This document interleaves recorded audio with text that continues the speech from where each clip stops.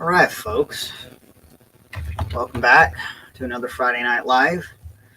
My apologies for not doing it last week because, if I recall correctly, I was very tired. And I had a whopper of a week with a rather large add on job that I'll talk about here in a little bit. And I don't remember exactly what I had going on, but I think I had no energy. So today might run a little bit longer because I want to catch you guys up on what I've been into, what's going on, what's on my mind. I'm feeling a little talkative tonight. We'll see how long that lasts because I've been working outside all day.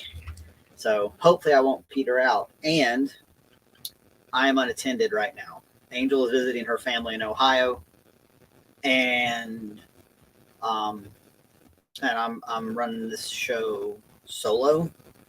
So I've had to remember to feed myself. So far, so good today. Been working my way through the leftovers. Hit the grocery store real quick. Been munching from the gardens and the food forest, and trying to make sure that the animals that she normally feeds are getting fed, and that nothing's going sideways. It really is about to have an avalanche of pencils over here. It really is amazing how much a teammate contributes to a homestead and all of this stuff. So but yeah, she's seeing her family and the nieces and nephews and all those folks and her parents and her sisters. So brothers and all that. There's a big old Ohio crew up there. Uh, so I got to kind of stay on top of things around here. So one day, 1.5 days really. She left yesterday afternoon, complete. So far, so good. So, let's see what. First, I want to start. I want to start with class that is coming up, which I do believe Nicole still has available to purchase tickets. Although we are keeping it as a small class. So, November 2nd, Lancaster, Tennessee. That's in Middle Tennessee, just a little bit west of the Cumberland Plateau. I am leading a class that we have called Partnering with Trees on the Permacultured Homestead, and we're going to go through. I've got notes and an outline and everything, but we're going to kind of go through sort of conversation style in the house for the first little bit. So if the weather's a little bit weird, we don't have to worry about it. Although I think it's probably going to be nice. For the first little bit, we're gonna talk about how to choose trees, how to choose the site, how to work with the microclimates, how to choose trees that serve certain needs, how to consider what those needs might even be, and all kinds of other relevant details. This is not necessarily how to plant a tree. Most of you guys know how to do that, and I can always show that more later. And then in the later part of the day, if people want to hang out, they're not obligated to, but we will have a few trees to plant to serve some purposes for the Holler Homestead out there. So I have dropped a link into the chat here. If you go to livingfreeintennessee.com, I'm pretty sure it's on the homepage. Partnering with Trees, you'll see a picture of my mug on there. And we've got a small group already. I think we're okay to add a couple more people.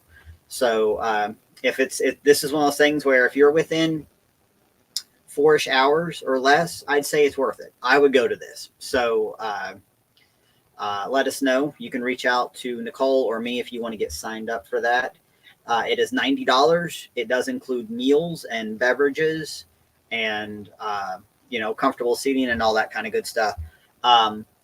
Guys, I don't even really think I'm going to build a PowerPoint for this. So if you're worried about you're just going to listen to me click through a PowerPoint, I may slap a few pictures on some slides just to illustrate a few points. And I've got a lot of notes, but I really want this to be a kind of a working conversation, not just a lecture, because I would rather get pulled over by a cop again in Smith County, Tennessee and sit through lectures, even about things that I'm interested in. That's just how my brain works, and I suspect a lot of you guys are the same. So we've got that on the radar. Looking forward to doing that. I have sourced a few trees already, and as related to that, I'm going to be jumping around on my notes here, but that doesn't really matter because anarchy. I am going to be running up to Indiana. If I looked at my map correctly, it's kind of the east corner of Indiana, not super duper far from Kentucky and Ohio. to meet up with my buddy Mike Sparks, who runs Food Plant Nursery. I'm going to throw this in the chat. If you use Facebook, you can find his page there. And or if you look up Mike Sparks, you'll see his logo that he uses for Food Plant Nursery. Excellent fellow. We usually catch up once or twice a year at festivals, SRF, things like that. And he runs a permaculture-based edible plant nursery. This is a small project for him, although it sounds like it's growing. So I'm happy for that. But I got with him a few days ago and I said, hey, here's what I'm looking for. How much of this can you help me source? And the answer was quite a bit. So I'm going to take a day trip up to Indiana and catch up with him. And I've wanted to get up there and look at his place for a while as well. So I'm going to do a little bartering with him as well, take some time, because that's really the only thing I need to do is get up there and come home at some point that day. So I try to get up there fairly early around lunchtime, look around his land, offer suggestions, offer my insight, and bring a trailer back of all kinds of berry bushes, some fruit trees, some apple trees, a few other odds and ends, whatever he feels like throwing in, and part of that will go to Nicole's project. Part of it's going to go to about 3 other customers here close to me. So I've bought stuff from Mike for a few years in a row now. I've got Hazcat berries that are doing wonderfully. I've got my brain fart.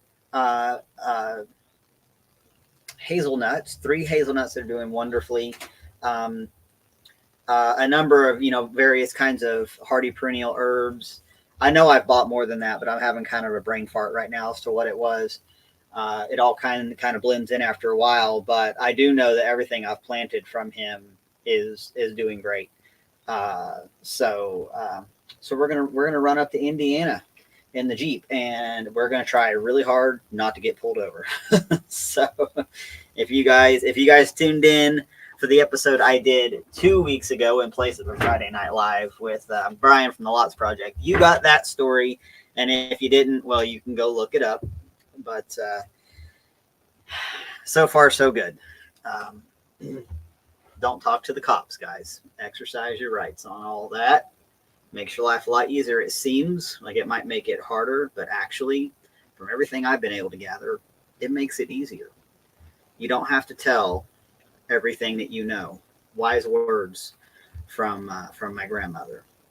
So we've got that planned for let's see, I'm going to go on Halloween. Why not? Run up there on Halloween. Colors are beautiful. Trees are turning. Weather is still very comfortable.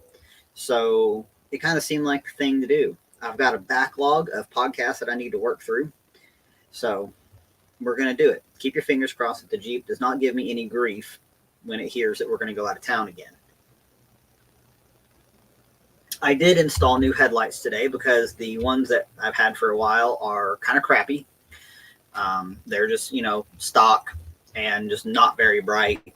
So I picked up some Sylvanias that were well reviewed because I didn't want the freaking stadium spotlight LEDs that a lot of people put on, because I personally can't see when somebody comes at me with those. So I don't really want to do that to anybody else, but I do want to see better. So I might tool around. I just installed them an hour ago, so I might tool around here on the farm after dark and see how they work. So, gonna go to Indiana. Do I know anybody in Indiana? Are you guys on a route between Knoxville and Indiana? If you are, holler at me, and if I've got time, I'll try to make a stop on my way back through.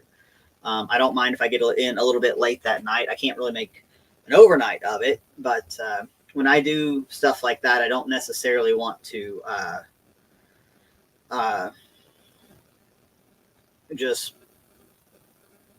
and a lot of times I don't even like, I'll take the interstate for the most part just for the sake of, getting from A to B in a fairly, straightforward manner, but I don't mind to make a stop. So if you guys are around that way, not way off my route, let me know, and we'll stop by and at least shake and howdy. So we got that on the radar. I want to make sure I am doing a little bit of a foraging segment with every Friday Night Live. And a lot of times it may be the same content that I provided for Jack for the survival podcast. So right now, Jack's got a little bit of a backlog from me, like not a lot, like one or two from what I can tell.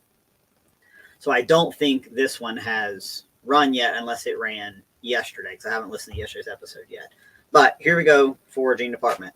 Again, we're kind of relevant to the southeast, but a lot of this stuff, a little further north, still the case. A little further south, still the case. I'd say within a couple of growing zones, this is going to be applicable. So we are in that little time of year where with the cool down and a little bit of rain and the humidity dropping, we get this little revival of a lot of the hardy greens, or I should say, not really hard, well, technically, the wild edible greens that come in the spring. We get a kind of a short run of several of these this time of year as well. So here is what is out and ready to be gathered. And like I said, you can always, when this one runs on TSP, you can hear it in more detail. But just real quick here, dandelion greens are good right now. You're going to find the rosettes. They're not really going to be flowering for the most part. So you're just looking for the rosette. You're looking for that plant leaves pressed against the ground. And even if you don't want to harvest the leaves, you can mark them to remind yourself to go back and dig out that taproot here in about another month or so. As more plants go dormant, they begin storing their energy into the roots, which means that's when you want to harvest the root, because that's when the nutrition is most bioavailable. Sheep sorrel is another one. Various kinds of cresses, and not just watercress, but there's several kinds of cresses that grow in the soil. The primrose rosettes are on the ground, and the did I say sheep sorrel? I think I did. And the oxeye daisies, those are peppery. Those are good. So we got savory, we got peppery, we've got citrusy like the sheep sorrel, and quite a few others that are going to kind of, if it's a wild green right now and it's kind of reemerged after our heat has finally screwed off for a little while, take a look for those. Get your little ID app out, get your wild plant field guide. And if you come across something you're not sure about and you want me to put eyeballs on it, email me pictures. Always happy to help. We've got, I've all of that is literally 10 steps away as soon as I go out the door around here in various locations. So that's, we can also, we're growing lettuces right now too, and I'll talk about the garden here in a minute. But if you're kind of looking for stuff that's just there and available to harvest, take a look at what I just mentioned. Let's go ahead and do a garden update. So I did my thing I do every year. Very end of summer, early fall, I pulled out a lot of stuff that was just done. The squashes, most of the tomatoes, things like that. Anything that was still producing, I left, but a lot of the stuff was just dried up on the vine and just cooked and completely done with life, literally.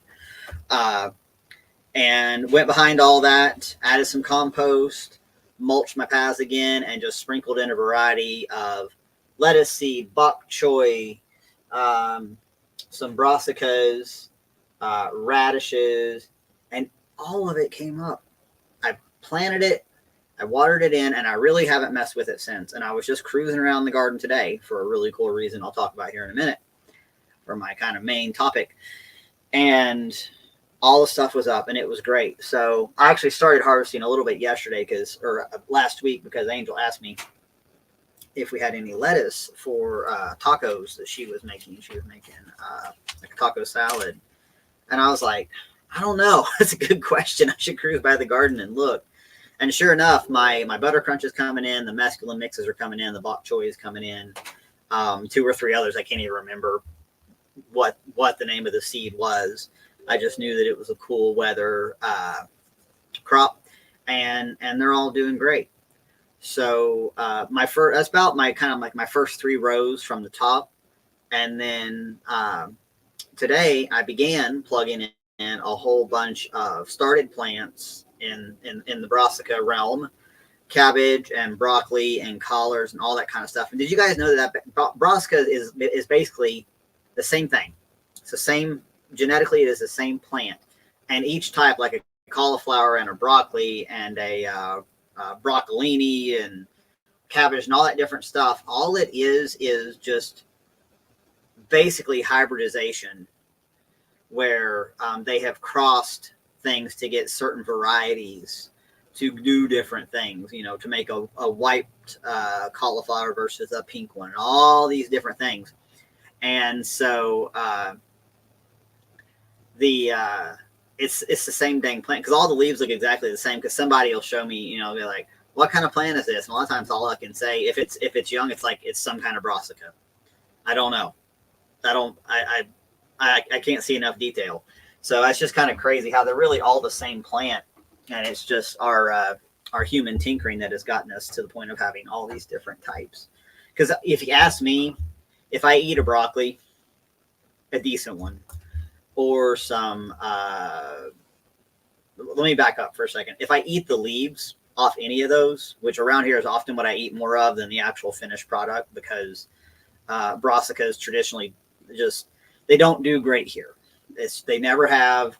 I think our weather's too weird. Our cool season can be so bizarre. We get too hot too soon in the spring and they bolt. So I just end up eating a lot of leaves and a lot of flowers and young seed pods of that kind of stuff. And they all taste exactly the same to me. They're all great. They're all good, but there's very little difference in flavor profile. So little tidbit for you there. Hey, Pippinized, it is good to see you, buddy. Thank you for dropping in. I was just talking about that Jeep again. Hey, maybe I told you on Telegram, but I fixed that vacuum. Tube. I felt so accomplished. Fortunately, it was broken at the bend and not up in the firewall. So I was able to throw some shrink tubing on there and carefully seal it up, and I got air out the vents again. It's very handy. Oh boy. So I've started planting, I don't have them all in yet, a bunch of brassicas, because Ace Hardware, like most places that are large corporate entities, are wasteful as all get out. So here's how this went down. Earlier in the week, I had parked the Jeep off to the side of the parking lot because I had the trailer with me and I didn't want to muck up everybody else's parking, pretty close to where their roll-off is. And I could see this roll-off dumpster just full of stuff. And I was like, well, that's very interesting. So I walked over there, and there was like pumpkins that were starting to get dented or a little bit wrinkly. There was some wheat straw bales, which I'm all about, though, all that. So I was like, oh, cool. So, but they were kind of busy. And here's the thing, like, I don't want to get my roll off taken away, put behind a fence or locked up or something like that. So I'm gonna pause for a second. Yeah, Pippin, for once I did have a simple repair, because almost every time it's what I think is going to be 10 minutes becomes 5 hours. So thank goodness for that. So I just kind of made a note, kind of looked around. There wasn't really anybody around in that moment. So I fetched a few things real quick, threw them on the trailer, and just made a mental note that I was going to go back the next day. So I got my pumpkins, I got some pine straw, a couple of bales or wheat straw or whatever. And I went back the next day, and that one was gone, but a new roll-off was in its place. And I was kind of like, darn it, because there was like 6 more bales of wheat straw that I wanted in there. I guess they got rain on. I don't know. It's wheat straw. How can it go bad? So I was like, dang it. But I sat there for a second, and I watched 2 young employees pitch plant after plant they were turning it into a game. They were like trying to play basketball with these poor, mostly hardy perennial herbs, tray after tray after tray after tray, and I wanted to cry.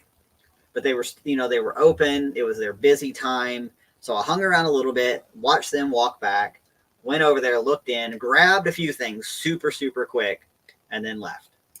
And decided that I would come back after they closed. So this was yesterday. So I had jujitsu at around 7, and I wrap up around 9 or so, and they close at 8.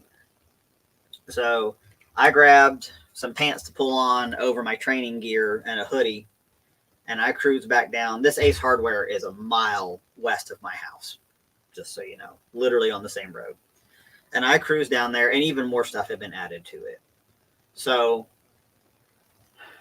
I'll probably mention before, I used to dumpster dive all the time.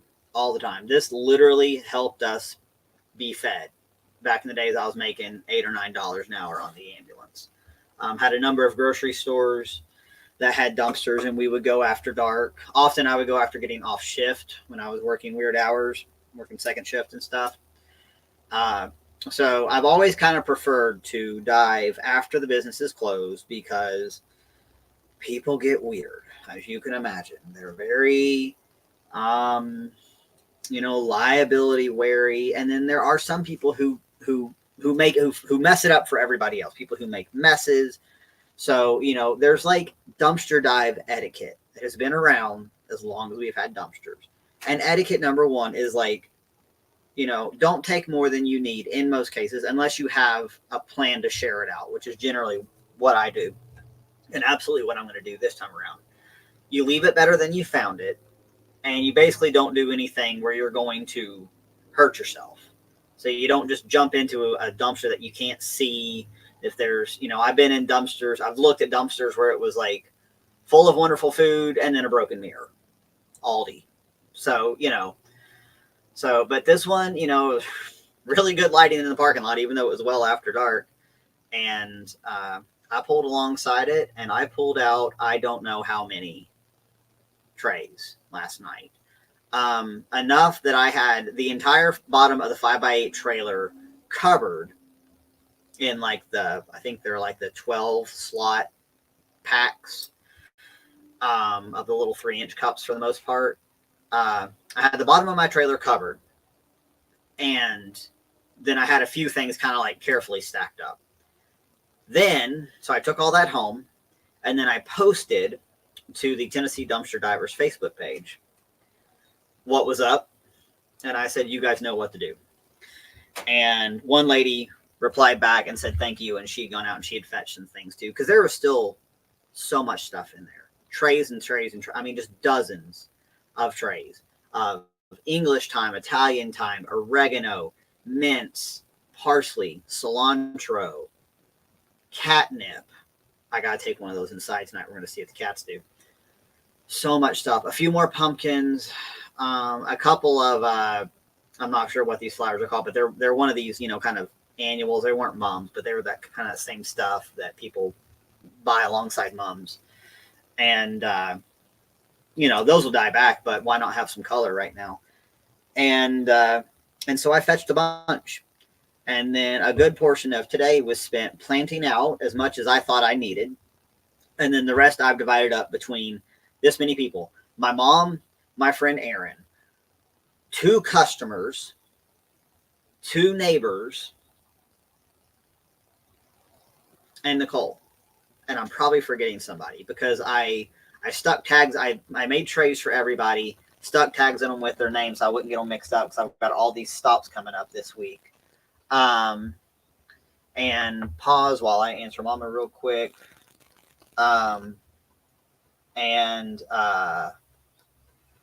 Yes, so much stuff to share. And I'm still probably, once I get everything divvied out that I've already kind of separated for everyone, I need to kind of see what I have left, because there's some stuff I want to put in the food forest, and there's just I kind of tend to like forget where I need things, if that makes sense. Like a lot of my food forest is still wood chips. I need ground cover. So I want to hang on to a little bit more of the thyme and let that thyme be a part of the ground cover. And then things like the cilantro, that we're going to freeze and it's not going to make it.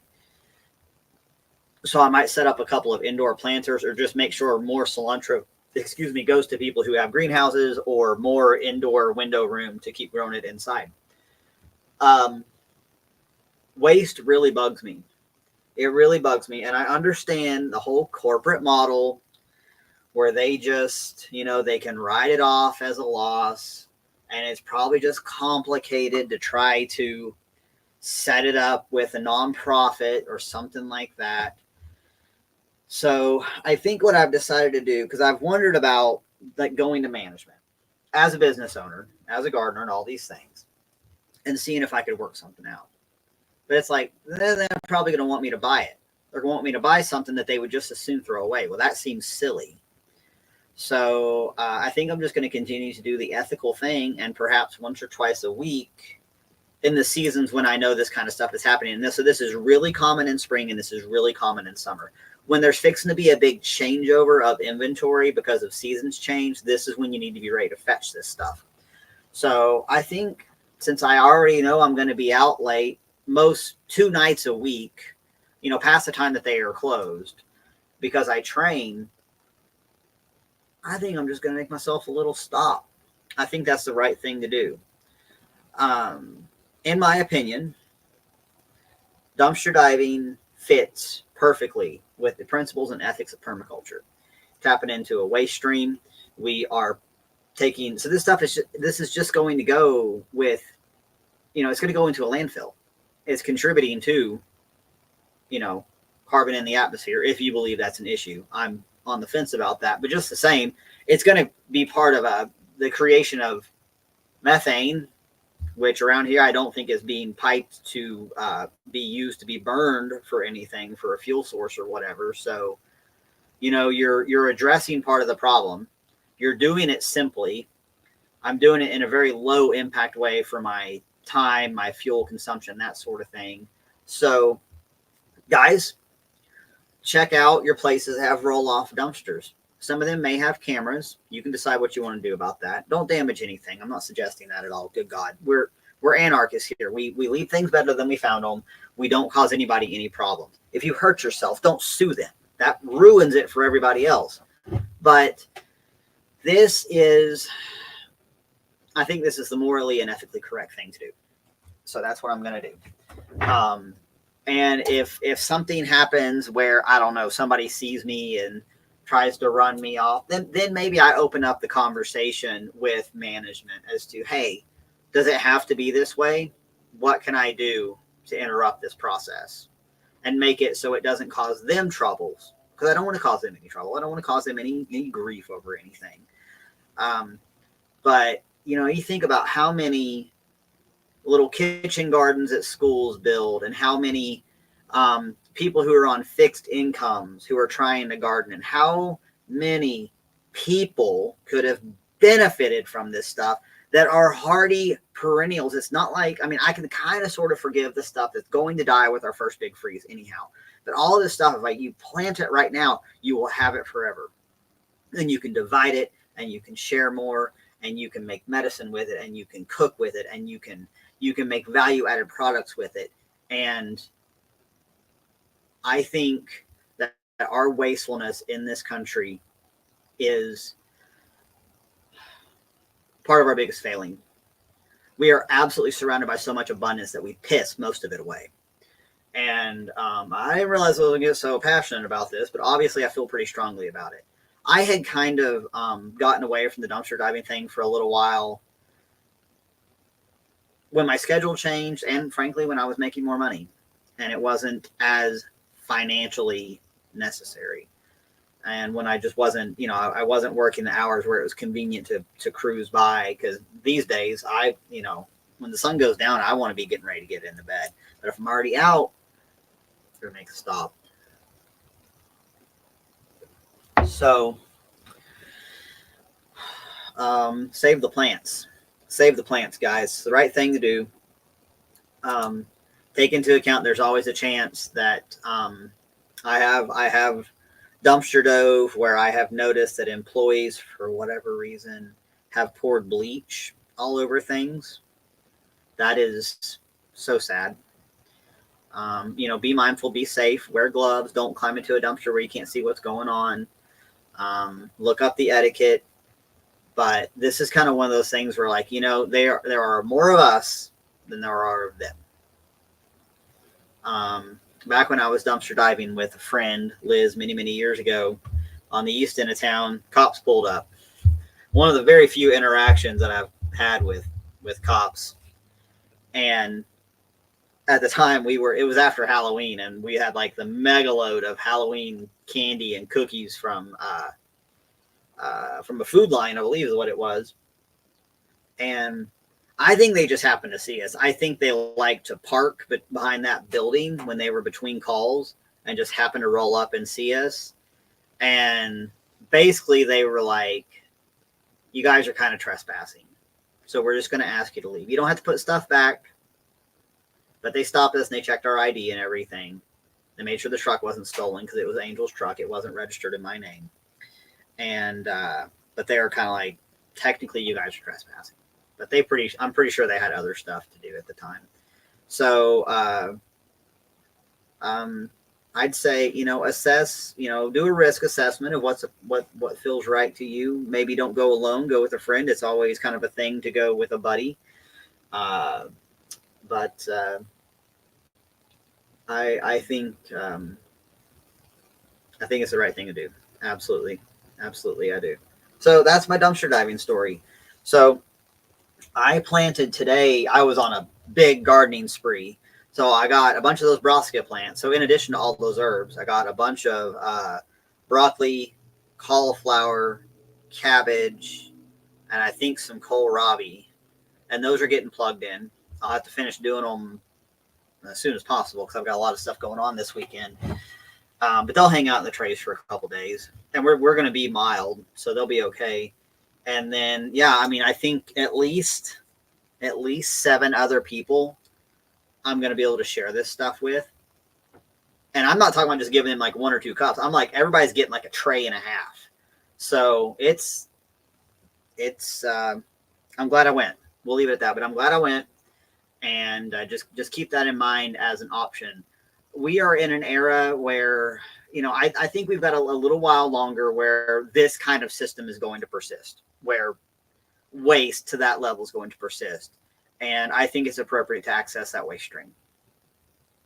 A lot of you might have to get over your kind of ick factor, or what do people think? What, I worry about what people think about this. We got to set all that aside. So I encourage you to do that. And nothing would have made me happier than, to see that half a dozen other people also checked that dumpster last night and grabbed the rest of the stuff out of there. And maybe they did, because a couple of people did reply on that post that I made. So big box stores, places where they have roll-off dumpsters, just do your thing. Do the right thing. I think the universe looks out for people who are doing the stand up, making the stand up call and that sort of stuff. Pardon me while I get my can of kava to wet my whistle here. That's quite good. Strawberry. What else have I got going on? Okay. We sheep. I haven't talked about the sheep in a little while. We have 3 ram lambs that need to be caught and harvested. And one of them is being a jackass. He keeps getting out. The other 2 have been behaving themselves. They've headbutt a lot, but they don't try to get out. But this one, he's I'm going to cuss here for a minute. So stand by for the S word. So this ram lamb, his mom, we call Dipstick, because she's brown and black with a white tip on her tail. And for whatever reason, we looked at that last year and we named her Dipstick. Well, her ram lamb, who basically looks just like her, is named, you guessed it, Dipshit. And Dipshit doesn't want to stay in the fence right now, despite having plenty of forage to eat. He's just at that age. He doesn't care to be shocked, even by the big charger. I've checked the fence. I've checked everything. He's real insulated on his neck right now. He starts by putting his head under the bottom line, and he's not getting a shock because his hair is so thick right now. And then eventually he drops his shoulders and he pops back out the other side. He knows he's not supposed to be out. He knows this because as soon as he sees me, he puts himself back in. But this hasn't happened in a few days, but this was happening earlier in the week. And he keeps breaking the hooks off of my poles. So this is a problem. So with the setup we have with the sheep, half of the meat we get to keep. So I talked to Marcy about it and I said, can I just go ahead and process this guy at the earliest opportunity? Because we've been working on catching them. I'll talk about that process here in a second. But it's going to be a little while before I can get those 3 into the livestock trailer and to the processor that Marcy uses. So she said, you can do whatever you want. Great answer. This ram, he's pretty big. He's over 100 pounds. He's a big old boy. Pretty thick. And, we don't need to keep all 3. So this is, in livestock, if you're a male, you're kind of SOL. So I called up my buddy Josh, good old Josh, who has helped me out with a number of things lately. He hunts and he does deer. I have never harvested and processed a large animal. I'm familiar enough with rabbits and chickens, quail, things like that. But when we're talking about 4 legs, I need somebody to help me out at least for the first couple of times. So I called him up and I said, would you like to help me harvest this guy? We can shoot him in the field. I can get close enough for that. That's not a big deal. But I need help. And he has more gear. I don't have all of the gear, to hang him in the gambrel and all that kind of stuff. And he was like, hell yeah. Because I said, I'll split the meat with you 50-50. In fact, you can take your choice of cuts. Even if I just wind up with some ground, I'm good with it. So let's see, tomorrow's Saturday. Sunday morning early, Josh and Emily are going to come out. We're going to dispatch Dipshit, and he's going to go in the freezer. So this will be my first time. I've been around at like SRF and, Kentucky Sustainable Living and these events where as part of the event, they're teaching how to process an animal. But frankly, I've never stood there and observed the entire process. I've watched videos. My anatomy is not bad. I mean, it's not that much different from human anatomy, really, when you think about it. So that's the plan for Sunday. So I'll let you guys know how that goes. So that ram knows that I've been irritated with him. So I've had to spend the rest of this week, because it all came to a head on Tuesday. I've had to spend the rest of the week being very calm. I mean, I'm normally calm around him anyhow because I don't want to scare a sheep, but being extra chill so that he's not afraid to be around me, because I'm also not a super good shot. So there's all that. So this is what went down on Tuesday. This is what it's like having livestock sometimes. 99.9% of the time, everything's cool. They are doing their thing, eating their grass, staying in the fence. Primrose the donkey is watching over everybody. All is well. And Tuesday morning, I went down to do the morning animal check, and he was out. And he saw me, and he put himself in. But in the process, he broke a line. He broke some hooks off the poles.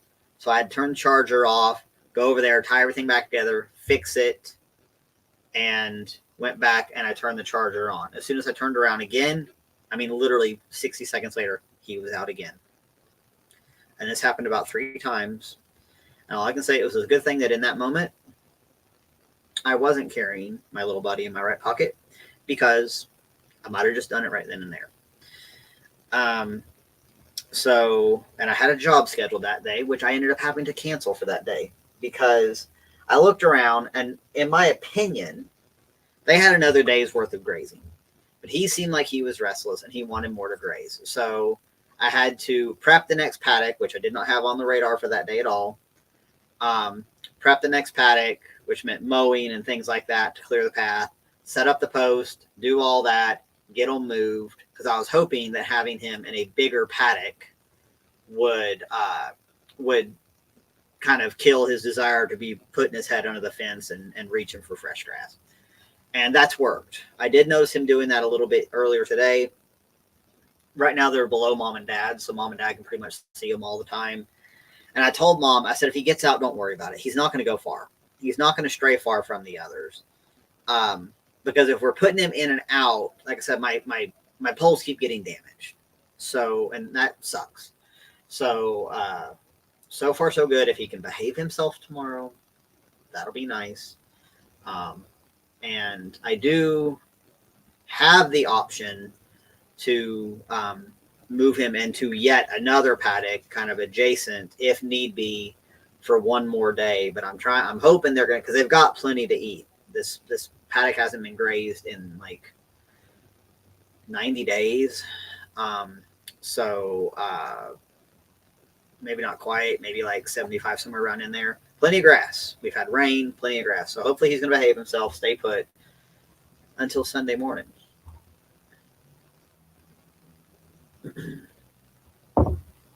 So I'll let you guys know how that goes. You know, I've had to dispatch some of these sheep when they were ill last year, when we had that parasite come through and we were having all those issues. But that was being done with it.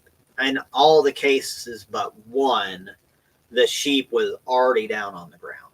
Like it was almost dead. And I was doing my part to stop the suffering. So this will not be the case. So we'll see. But this is kind of a big step. It's something that eventually I have to be able to do. And ideally around here, once we are, oh yeah, because I still got to talk about getting them in the trailer. So after my 3-year term with the sheep that are being leased, after those sheep are returned and I keep my half of the offspring, I need to decide how I'm going to handle them. Like how, and preferably it's going to be like as little as possible. So it is my idea that we can just simply, you know, dispatch in the field so that 1 second that animal is just living its animal life, all is well, it knows no different, and the next moment it's dead. But there may be times that I do need to be able to transport animals. So that means I've started to work them around with a trailer. So Marcy brought their livestock trailer up here because we don't have one. And I have been leading them around with a bucket of sweet feed and, you know, kind of leading them into the trailer and putting some feed down, letting them eat and basically letting them acclimate to the trailer and just getting them to follow me and trying to keep everybody together in a group, which has worked for the most part. Primrose is kind of the Primrose is a little bit of she's kind of grinding the gears of this process just a bit because she gets excited and then she starts herding them, which would be great if she could just herd them directly into the trailer. Here's how this has been going down with the trailer. This is a big trailer. I don't know. It's like 10 feet long, like 10 by 8 or something like that. And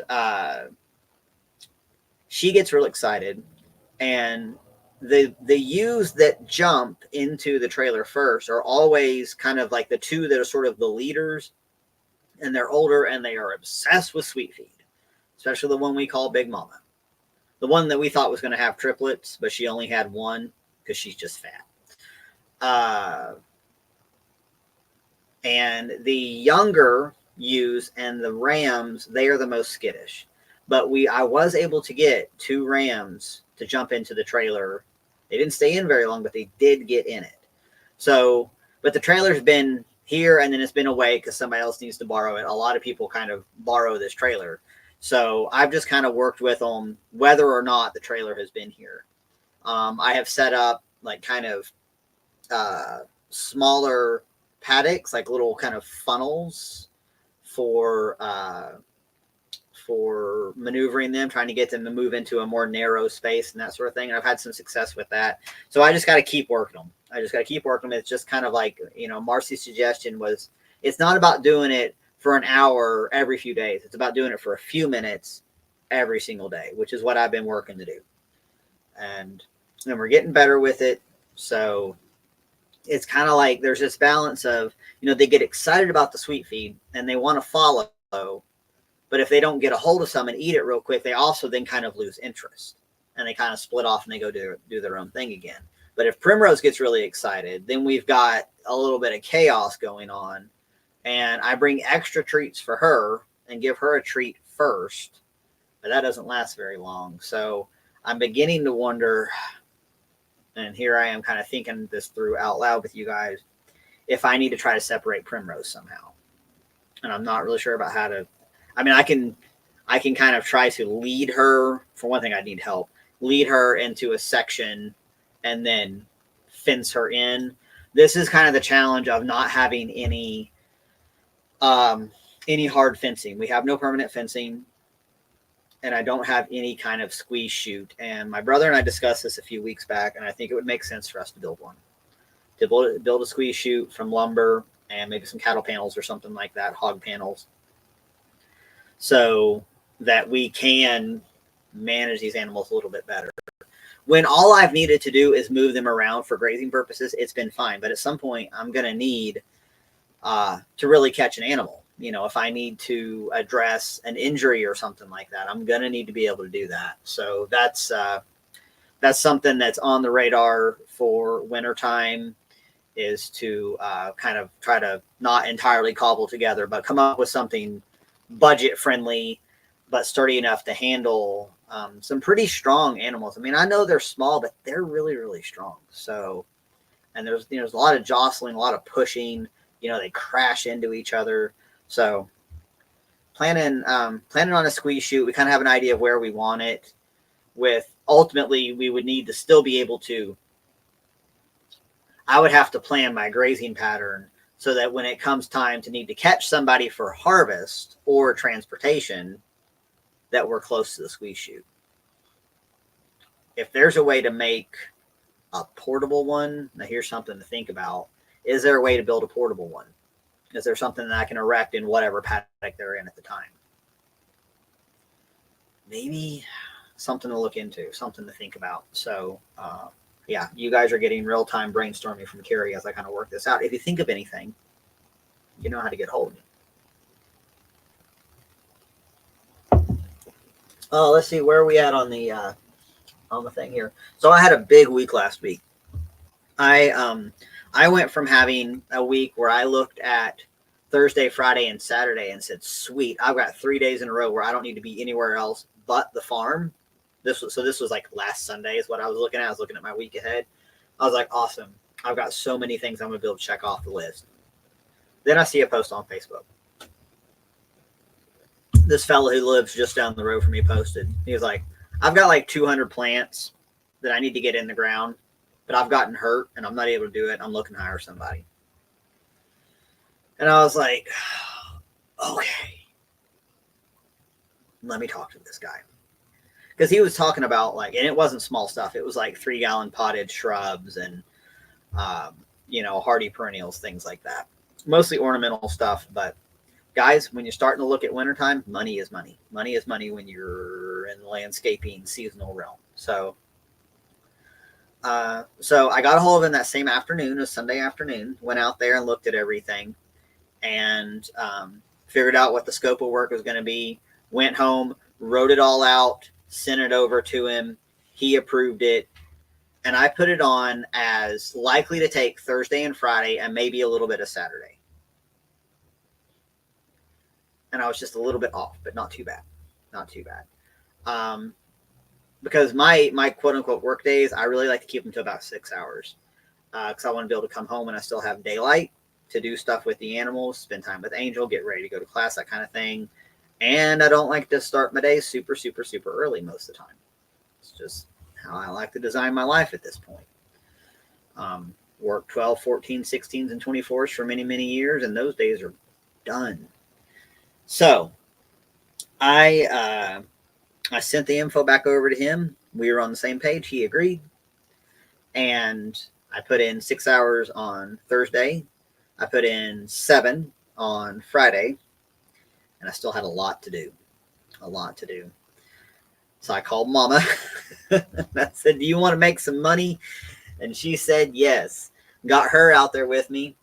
And I called my buddy Josh because there were 3 big bag burlap trees to go in: a ginkgo and a hawthorn and a maple. And I had borrowed Tyler's tree cart to move these trees, and they didn't have to go very far, like literally like 6 feet to get them to where they needed to be planted. And I had loaded this tree up with a little bit of help from my customer on the tree cart. This big, probably 450-pound root ball tree, maybe 350, still heavy, way heavier than me. And I couldn't get it to budge. And I was using a hand winch to come along at some point, trying to move this tree, wedges, all kinds of stuff, trying to use levers, all this stuff. Could not get this tree to budge. So I called Josh again. Josh, the most useful man in the world. He has been a wonderful asset and a wonderful friend. And sends me more reels and memes than anybody I know, but it's all good. And I told him what was up. I said, can I get some help on Saturday? Because he works a full-time job.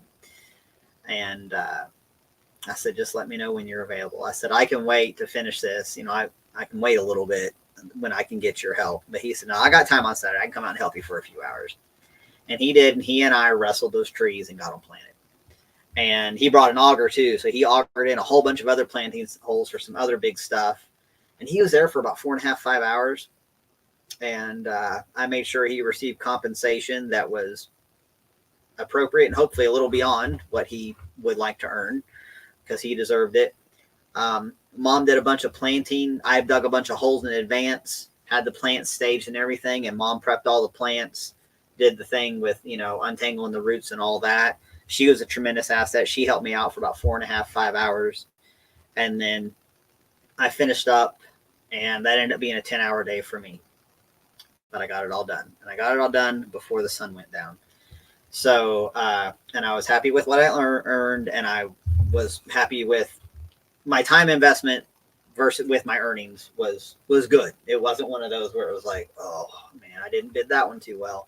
Because I knew it was a lot of plants and it was a lot of work, and some of the places were hard to dig. So, so that was my Thursday, Friday, and Saturday that I thought I was going to be home, and then I wasn't.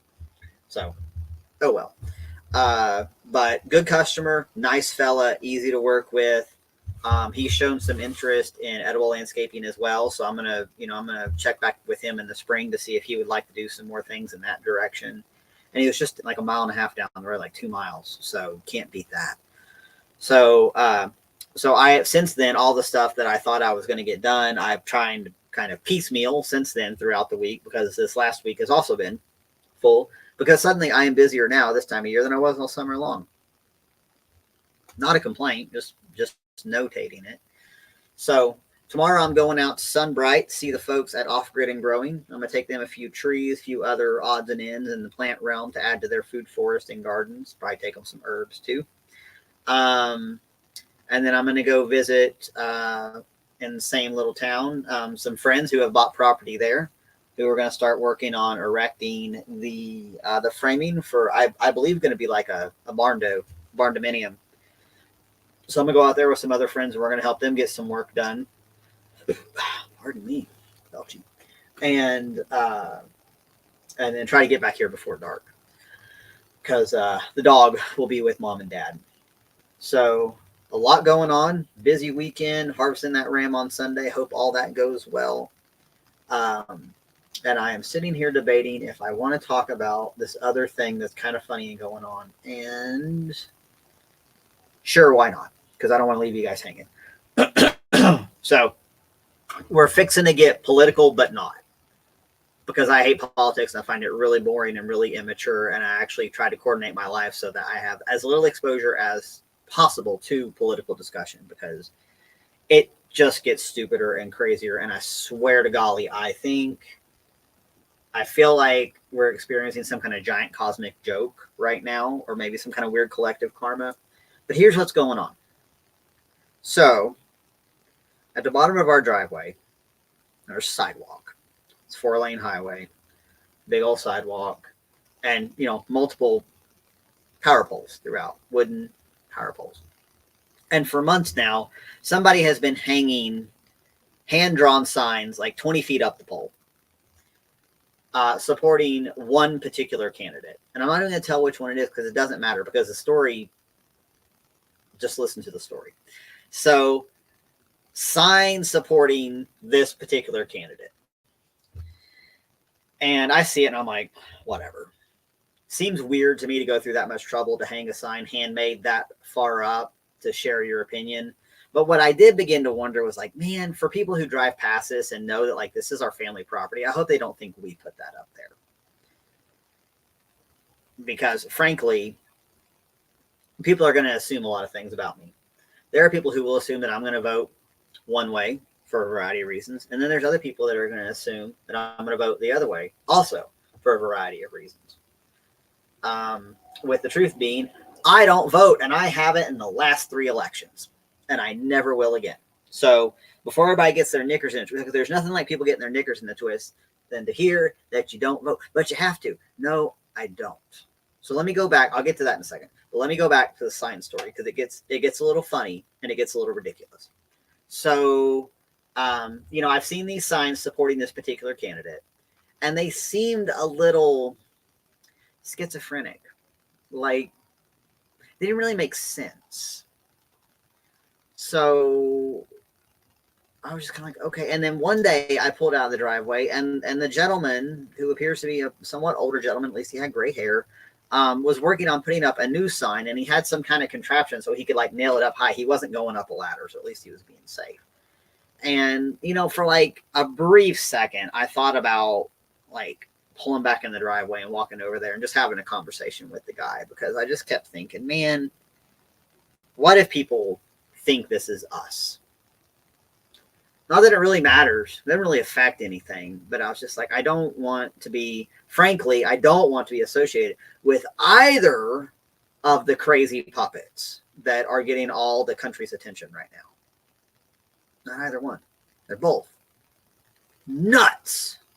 And the third party candidate, which seems kind of sort of halfway viable for 2 weeks, I also have great doubts about. So here's where, let me diverge for a moment.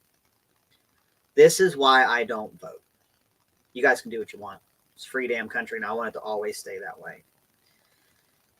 And no, I don't think voting will ensure freedom, nor will not voting ensure tyranny, because for reasons. So, I don't vote because I believe voting is issuing consent to be represented by these people. These people don't know me. They don't care about me. They don't understand my life. They don't want to understand my life. None of them. On any side. Third party, fourth party, fifth party. I don't care. Now, currently, in the future, and forever, they do not care at all. So I am not going to give them my time and attention. I am not going to vote, because that is a way of saying, by choosing this candidate, I'm cool with what they do. They are speaking on my behalf. The hell they are. No, that's not how this works. So I take a pretty hard line on that. And interestingly, a lot of people these days are kind of in the same boat with me. So I saw that gentleman putting up his sign, and I thought, whatever. It's not actually my property, because it's, it's the easement or whatever, and the power, who knows who owns the pole, power company, the cable company, everybody shares it. I don't know who the hell does. So I just kind of made a mental note of, well, that's interesting. And then, I don't know, a week or so later, I noticed that his signs were gone, but there were handwritten signs now supporting the other candidate. The apparent, the other side of the coin, as I see it. And more of those supporting the other candidate are popping up, including ones that just have phrases that like grammatically don't even make sense and are misspelled.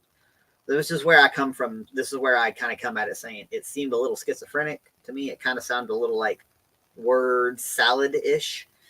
So, we're just a few days away from this election. And the thing is like in previous elections, the election happened and then people just went on about their lives. But since 2020, it's just like it never stops. It just never stops. And I try really hard to steer clear of it, in the social media space and stuff, but it's kind of impossible to completely avoid if you use any kind of, Facebook, Twitter, anything like that. So I'm just here to say the signs, any of them, none of them, are not mine. I didn't put them up, and I don't agree or disagree. I think it's all stupid and crazy. And there are so many people right now on their, making their little post and their little I voted sticker. And, fine. If that's what you feel compelled to do, I think people should do it.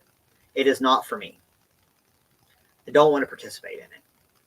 And there's still so many people, regardless of which way they voted, they feel like they're on some kind of moral high ground. And I kind of feel like you're giving consent for terrible things to be done in your name. Because there's going to be wars. There's going to be theft, taxation by these people. They are going to continue to perpetuate this system. And so the only system I support is the one where nobody tells nobody else what to do about anything. And everybody gets to keep their money. And everybody gets to decide from their own personal moral compass how to spend their money and how to invest it and how to share it with others. So, for those of you who are on the fence about voting, or if you feel like you're being pressured, you don't have to. And the only political statement I have made on Facebook, as far as I can recall, because I don't really post things like this on my social media, I had this pop up on my feed a few days ago, and it was, it's for the 2020 election, and all I said was, you guys know you have more than one choice, or more than two choices, right? You have more than two choices. I didn't really get much interaction on that because it's not a very popular position. People are so divided, and I got to tell you guys, I know a lot of people from all of my travels, the kind of people I work with, kind of people I consult with, the people I visit, the events that I do. I encounter a lot of people on both sides of the aisle. And when you don't talk politics, when you take that topic out of the conversation, they are almost entirely focused on the same thing. They want to take care of their homes and their families, and they want to have stable income. They don't want to pay extraordinary amounts of money for their groceries and their fuel, and they want to be left alone. That's what's crazy, is they have more in common with anything else, yet the media is trying to get these people to fight a war with each other. So pay attention to that. And, one of your choices is to not participate, and that is a valid choice. And if you feel like you can't, I'm just here to say I support that, and that is okay. Even if it's just for this election. If the next one comes along and you feel like, you feel like there is a more viable candidate that comes about, okay. And I'm not saying I'll never change my mind. It's not very likely. But I'm, I am a ever evolving individual. So who knows what the future is going to bring. And then you can go vote if you want to address issues on the local level. And this is probably the only time I actually would go vote. So I felt like there was something on the local level where my vote would make a difference. It's not going to matter in the national election. Tennessee is going to go the way Tennessee is going to go, and my vote one way or another is not going to affect it one darn bit. But like local things, and when there's changes to whether people are appointed or elected and things like that, you can vote for all those things, and you can leave the other crap blank. You can just abstain. So abstaining is a 100% valid option. And can we do away with this? If you don't vote, then you can't complain, type of thing. Because I don't think that's how it works. So that's all I'm going to say about politics. And guys, I will probably never address it again. I'll never address it again just because I've been looking at these signs. And if I hadn't seen these signs at the bottom of my driveway for months now, I probably would have never brought it up, because I just don't care, because politics is so boring and childish at this point. It is absurd. It is like bad television. It's like really, really, really bad, boring, terrible, trashy reality show. So, and that's just a little bit that I notice, because I'm not really immersed in it at all. It's just what I hear kind of secondhand. So don't bother voting. Go dumpster dive. What I did last night with dumpster diving is going to positively affect way more people than if I had gone down to the polls today. That's my piece on it. So Oh, I think I'm gonna wrap it up here. Sun's going down. I gotta put the chickens up. Dog's probably hungry. Angel's not home, and I need to put a hoodie on because it's getting chilly. So, thank you guys. Thank you, Pippin, for hanging out. Um, you guys have a wonderful weekend. Holler at me if you need anything. Come on out to the tree class if you would like. Hop on the mail-in list, Strong Roots Resources, and my website looks weird. I'm trying to fix that. I'm sorry if the website's displaying strangely for you. It's still functional. It's just the formatting is all foobar. And I might have to throw some coin at somebody who can help me fix that because Lord knows I ain't the guy to do it. So thanks for hanging out, and we will talk to you guys next time.